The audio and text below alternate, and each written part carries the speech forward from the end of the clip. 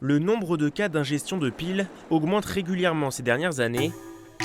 Quelle est la situation à l'hôpital de Lille? Dernièrement, nous, à Lille, on a vu une recrudescence depuis novembre, puisqu'on est déjà à plus de 5 cas, dont 2 hospitalisés. Il y a eu des cas où, en effet, une intervention en urgence par nos collègues de gastropédiatrique ont permis de retirer la pile très vite dans un délai très court et donc de faire des hospitalisations très courtes.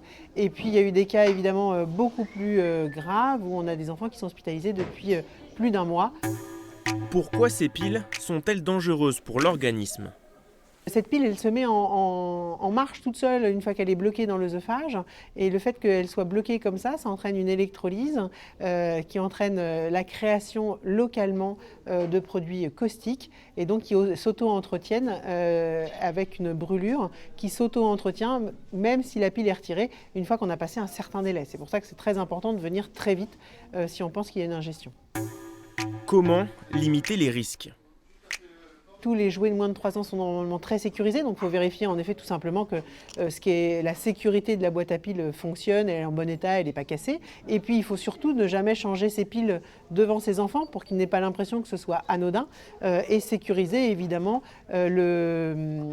l'endroit où on stocke les piles, soit tout simplement dans un bocal ou quelque chose qui n'est pas accessible aux enfants pour qu'il n'y ait pas ce risque d'ingestion.